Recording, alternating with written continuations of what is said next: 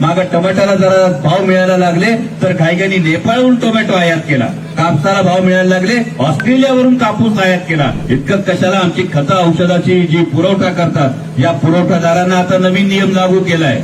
म्हणजे जर अपेक्षित रिझल्ट मिळाला नाही तर त्या खताच्या दुकानदारावर केस लागणार. कंपन्या शेतकऱ्यांना फसवतात याकडे बघायचं नाही. खतांवर 18% जीएसटी लादण्यात आला. खतांची सबसिडी काही हजार कोटींनी कमी केली. निर्माण झाली तेव्हा घाईघाईने केंद्र सरकारने निर्यात बंदी लादली.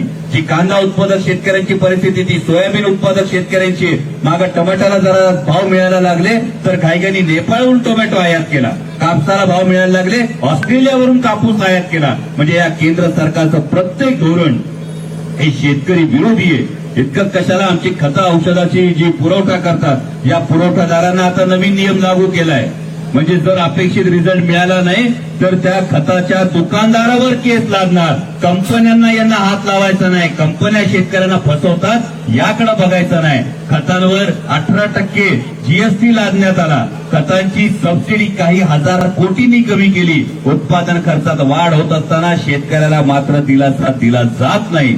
दूध उत्पादक शेतकऱ्यांच्या बाबतीमध्ये महाराष्ट्र सरकारने दूध उत्पादक शेतकऱ्यांच्या तोंडाला पानं पुसली. म्हणजे 80 पैसे किंवा 1 रुपयाला मिळणारी कोल्ड्रिंकची बाटली 20 आणि 25 रुपयाला विकली जाते. तेव्हा तुम्हाला महागाई दिसत नाही, पण आमच्या सर्वसामान्य शेतकऱ्याला, दूध उत्पादकाला जे कष्ट उपसावे लागतात या कष्टाकडे सरकारचं लक्ष नाही. त्याला दूध घालताना 18 आणि 20 रुपयांनी दूध घालावं लागतंय. त्याला 5 रुपयाचं अनुदान देताना पण तुम्ही अटी टाकता की जे शासकीय दूध संस्थांना दूध घालतात त्यांना फक्त 5 रुपये अनुदान, जे खासगी दूध संस्थांना दूध घालतात त्यांना अनुदान नाही का? हा माणूस नाही का? हा शेतकरी नाही का? याचे कष्ट हे तेवढे नाहीत?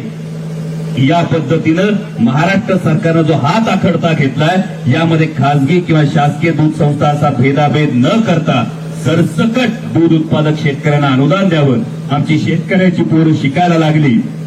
काय शैक्षणिक कर्ज मिळवताना त्यांच्या नाकी नऊ येतात, बँका पटकन कर्ज देत नाहीत. आणि यासाठी सुलभ धोरण करण्यात यावं. आणि जर मोजक्या उद्योगपतींची आम्ही पेपरातच बातम्या वाचायच्या का हो, या उद्योगपतींचं एवढ्या कोटी, एवढ्या हजार कोटींचं, एवढ्या लाख कोटींचं कर्ज माफ, 25 लाख कोटी रुपयांचं कर्ज हे मोजक्या उद्योगपतींचं माफ होत असेल आणि आमचा सर्वसामान्य शेतकरी काही हजाराच्या कर्जासाठी जर गळफास घ्यावा लागत असेल तर सरकारला लाज वाटली पाहिजे. आम्ही शेतकऱ्यांच्या हिताचं आहोत बोलताना. शेतकऱ्यांचं उत्पन्न दुप्पट करणार असं तुम्ही म्हणता.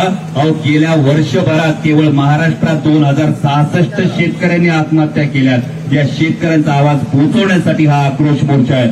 म्हणजे आपणा सर्व माध्यमांना विनंती आहे की इतर कोणत्याही गोष्टींकडे कोणी काही विधानं करेल, कोणी काही टीका करेल, माझं त्या सगळ्यांना हात जोडून म्हणणं आहे की तुम्ही सगळे मोठे आहात, पण तुमचा मोठेपणा जर तुम्ही आमच्या शेतकऱ्यांचे प्रश्न सोडवले तर दिसेल, नाहीतर हा शेतकऱ्यांचा आवाज तुमच्या कानफळा बसवल्याशिवाय राहणार नाही. कारण छत्रपती शिवाजी महाराजांच्या जन्मस्थळावरून सुरुवात केली आणि छत्रपतींनी शिकवण दिली होती, शेतकऱ्याच्या भाजीच्या देठाला हात लागू देऊ नका. त्यामुळे माझं सर्व शेतकरी बांधवांना हेच माग सांगणं आहे, आता रडायचं नाही, लढायचं. आपल्या हक्काचं आता ठणकावून मागून घ्यायचं. धन्यवाद. जय शिवराय.